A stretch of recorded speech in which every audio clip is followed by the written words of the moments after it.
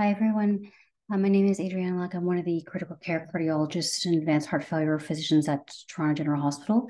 I've been asked to present a year in review in cardiogenic shock at the Critical Care Canada Forum. I'm thankful for the opportunity to do so today. Today, we're going to talk about shock teams, PA lines, and the use of short-term MCS support devices with new data that's come out in the last year. We'll first start off with utility of a team-based approach. So this is a quote by Michael Jordan. There's no I in team, but there is in win. So the rationale for a shock team or a cardiac or heart team is not novel into the cardiac realm. We've had heart team approaches for valvular disease or multivessel coronary disease. So the concept of a shock team for cardiac shock is not novel. It allows early recognition from all providers at both sending and receiving sites, at patients who are deemed to be eligible for transfer. It would allow for transfer to that site.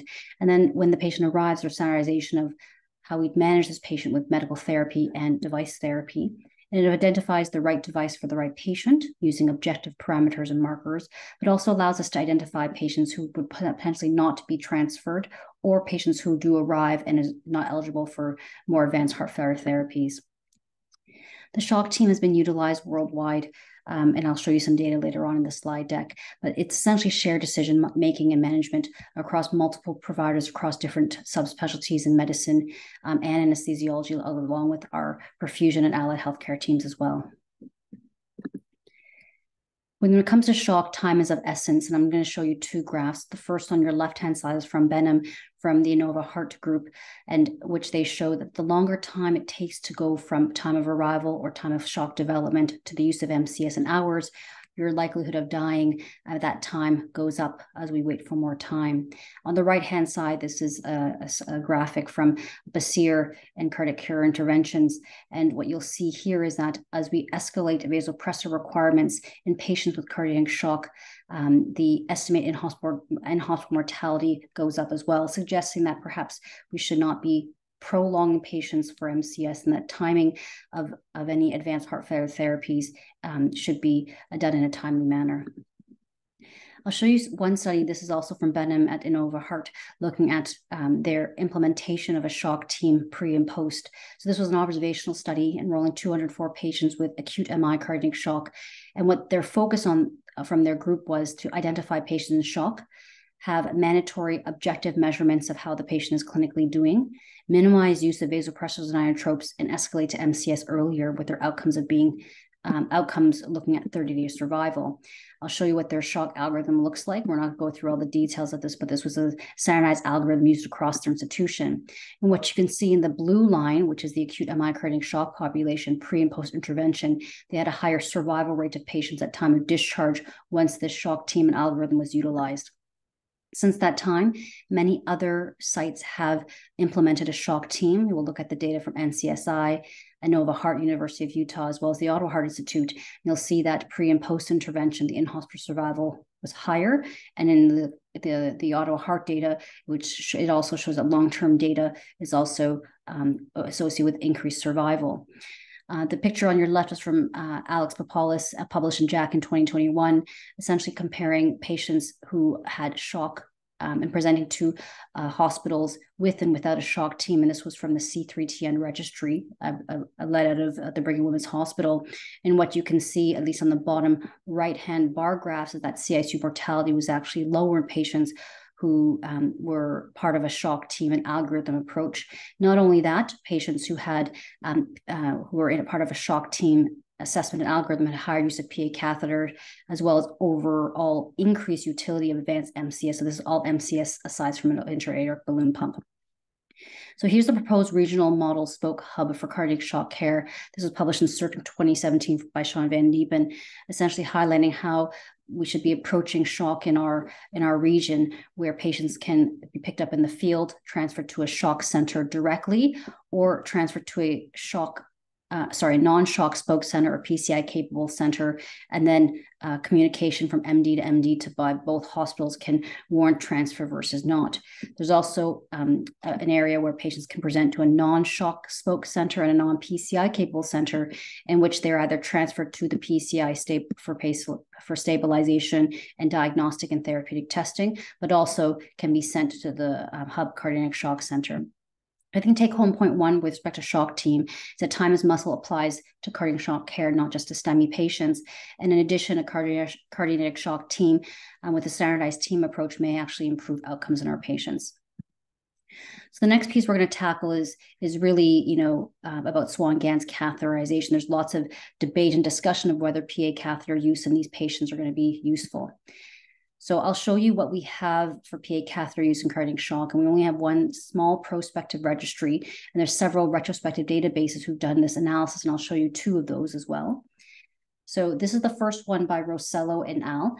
This was a single center randomizing patients, following patients over a 5-year period of time and looking at individuals in which the provider selected an approach to put a PA catheter versus not. So about 83 patients had a PA catheter inserted, 46 patients did not.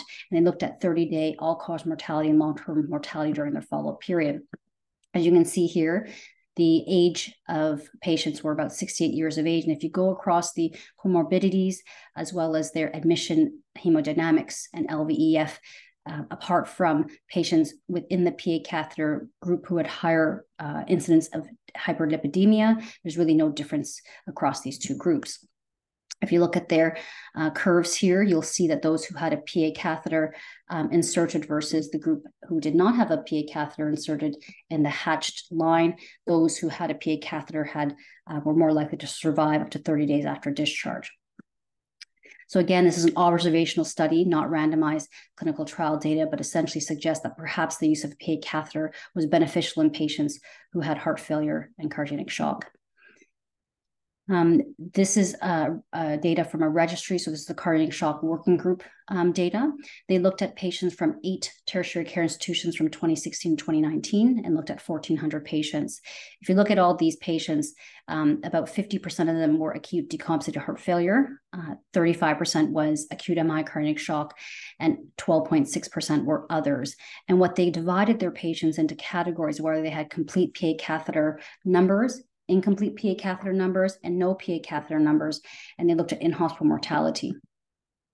On the top right-hand side, you have the pie chart of how these patients were distributed amongst these three groups, and on your left-hand side, you'll see what measurements they actually had at the time. And if you focus your eyes on the bottom right-hand side with the bar graphs, you'll see that in the overall cohort, individuals who had a complete assessment, as seen in the black bar graph here, had a lower rate of mortality compared to those who had an incomplete or no PA catheter utilization. And this relationship was also seen across the more severe SCAI stages of SCAI stage D and E.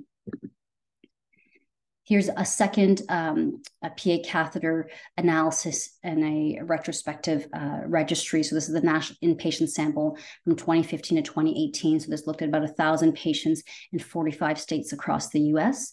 And they compared patients with invasive hemodynamic monitoring, abbreviated as IHM, versus none. And their analysis included one-to-one propensity score matching with about 62,000 patients per group. They looked at those patients who had early PA catheter use, which was defined as within the first 24 hours after shock presentation, versus late, which was 24 hours to up to a week post-diagnosis of cardiac shock. In addition, they also did sensitivity analysis for etiology of cardiac shock, whether the assessment was done for a DIP, i.e. one-time measurement, versus indwelling catheter for tailored hemodynamics, and also excluded those who died within the first 72 hours after admission. Their primary endpoint was in-hospital mortality. What you can see with respect to the pre-identified subgroups is that despite gender, age, and race, the outcomes were favorable for those who had invasive hemodynamic monitoring. And then if you looked at those who had invasive hemodynamic monitoring, you'll see that there were higher utilization of durable LVAD implantation, as well as orthotopic heart transplant patients. And this was alongside a lower in-hospital mortality, as I've summarized in this slide here. With respect to difference in vascular complications, there's no difference between both groups. And then if you look at the individual who had a PA catheter line inserted, their length of stay in hospital was longer, and it was also associated with higher costing within the hospital stay.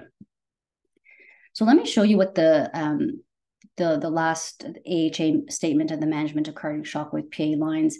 And what the summary does show is that, you consider the use of PA catheter or selected use in patients who may not be responsive to your initial therapy, or in cases where you're not certain what the predominant shock presentation is for that patient. And what I think is going to be helpful to kind of answer this question is the upcoming randomized clinical trial that's currently enrolling. It's called the PACS study, so pulmonary artery catheter and cardiac shock trial led by the Tufts group.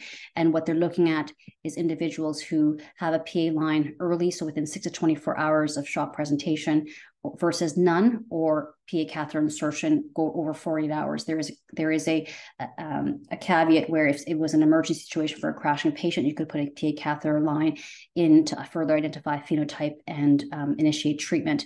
And the primary endpoint is in hospital mortality. Take home point number 2, I think PA line placement is not for all patients with cardiac shock, but with select patients for identifying perhaps a shock phenotype and perhaps escalating or de-escalating therapy. But again, we don't have any randomized clinical trial data to support its use universally across the board. The last theme I want to touch base upon is about how we select short-term MCS therapy to support our patients. And essentially, the major issue here is that one size does not fit all. So here are options for percutaneous mechanical circulatory support in most of the coronary shock centers across Canada. You have balloon pump, you have tandem heart and Impella, and you have ECMO. So I'll walk you through the data we have for each of these. So for balloon pump, this was the only randomized clinical trial published in 2012. It's called the IP Shock 2 trial. And what this group wanted to look at was individuals who had acute MI with cardiac shock and whether a balloon pump reduced mortality.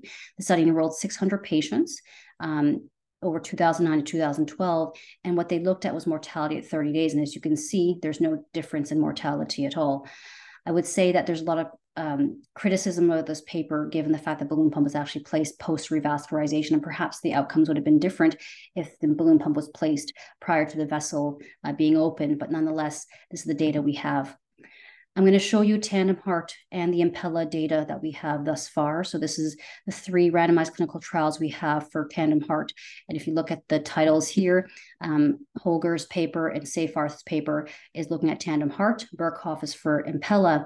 And there was a meta-analysis that put all these trials together to look at the hemodynamic change as well as mortality. And if you focus on the right-hand figure, you'll see that in those who had a percutaneous mechanical device, i.e. tandem heart or Impella, they had higher cardiac index, higher mean arterial pressure, and a lower wedge pressure. But if you focus on the left-hand side, there really is no difference with respect to 30-day mortality with the utility of these devices. Here's the Impella RCT trial that's coming out. It's called Danger Shock Trial, looking at acute MI cardiac shock, 1-to-1 Impella CP versus current guideline-directed medical therapy. And this was placed pre-PCI, i.e. before the vessel was opened. And they're looking at endpoint mortality at 6 months. So we'll see what this randomized clinical trial data shows us. These are the other upcoming Impella trials. So Recover 4, looking at STEMI cardiogenic shock patients. And again, randomizing to Impella pre-PCI versus other devices or other medical therapy, mortality 30 days. And the STEMI DTU trial, although it is looking at Impella pre-PCI, this is a trial that's not looking in patients with cardiac shock, and the outcome is actually infarct size. So we'll see what the Impella trials tell us once they finish enrollment and start analysis and present and publish. I'm going to move on to ECMO because there's a lot of data that's come out recently looking at the use of ECLS for acute MI cardiac shock. So this is the ECLS shock data set published in the New England Journal of Medicine, August 2023. And what this study looked at was 420 patients. They analyzed 417 patients, and the primary outcome was death from any cause at 30 days. They included patients with out-of-hospital cardiac arrest, but excluded those who had a downtime of over 40 minutes of CPR. And ECMO could be used pre or post-revascularization, and they discouraged crossover, but if you were in the group that was not randomized to ECLS, they would be able to receive a balloon pump or an Impella. So here's their their results. So the median age was 62, 81% were men. There's median systolic blood pressure presentation was 95 millimeters of mercury with a presenting lactate of 6.8. 67% had STEMI, 77% had pre-revascularization cardiac arrest, 52% were SCI C, 35% were SCI E, and the remainder was SCI D. And they had pre-specified subgroups, which showed no difference in their outcomes. And then 52% of the ECMO arm had cannulation after revascularization. As you can see, with respect to their their endpoints, there's actually no difference in this patient population. And if you look at the pre-specified subgroups of sex, age, diabetes, type of infarct, type of STEMI, i.e. anterior or non-anterior infarct, arterial lactate, and CPR, there's actually no difference with respect to those who received ECMO versus those who did not. So the study concluded that acute myocardial shock with revascularization supported ECMO therapy, did not have a lower risk of death at 30 days. Next, I'll show you the other ECMO RCT that came out in circa of 2023. This was a study out of the Czech Republic. 122 patients were randomized, 117 were available for analysis. And this population included those with acute MI or acute decompensated heart failure cardiogenic shock. But these patients were crashing, so SCI D or SCI E exclusively. And 58% were randomized to immediate ECMO, and 59 were randomized to not immediate ECMO, or what we call a bailout strategy. Those randomized to no ECMO could be crossed over to receive ECMO based on clinical presentation and by the provider at the bedside. And the primary endpoint was death from any cause, resuscitated cardiac arrest, and implantation of MCS device at 30 days. I'll show you what their curves look like for their endpoint. So if you can see here for the composite primary endpoint, no difference between ECMO and conservative, i.e. delayed ECMO or bailout strategy ECMO. And if you look at death from any cause, again, no difference here as well. So these authors concluded that immediate implementation of VA ECMO in patients with SCI D or E cardiogenic shock was feasible, but did not improve clinical outcomes compared to a bailout strategy in cases of hemodynamic worsening. So here's some other studies that have been published and are coming out. So here the EuroShock AMI CS study looked at patients who received VA ECMO versus standard therapy. And this study was actually terminated early because of lack of enrollment during the COVID pandemic, with about 35 patients enrolled. And what the authors concluded that due to the limited number of patients who were recruited to the trial, no definite conclusions could be drawn from the available data. The one that is currently enrolling but currently suspended when I last checked on the RCT website in September was that it's on hold given there's a problem with the device dilator for the balloon pump, but it's the Anchor ECLS AMI cardiac shock trial looking at patients who are supported with VA ECMO and balloon pump versus standard therapy, and looking at mortality at 30 days. So what do I do when you're at the bedside, when you have someone in shock, irrespective of etiology of shock, and you have all these choices of device? So these are my thoughts. So there's really no data to guide us about which device is better than others. But I do think that, there's particular phenotype of presentation that will help us guide to which device might be better. But if we're looking at comparing devices, there's really no data to support that one is better than the other. I also would strongly state that there's no data in those who are non-acute MI cardiac shock. All the trials are looking at patients with acute MI, and the ADHF population is a kind of a hodgepodge of multiple different types of patients. And so it'll be, I think, difficult to maneuver and sort out how we manage those patients. These are the clinical considerations I think we have to think about as clinicians who are managing these patients. We have to think about, do they have isolated LV, isolated RV, or biventricular dysfunction? Are they hypoxemic? And then the device selection is really going to be a shared decision with the team that's involved in that patient's care at the bedside, and that the decisions for which device is really going to be determined based on the device and human resources that are available at your particular center. Thank you very much for your time. Hope you enjoy the rest of the conference.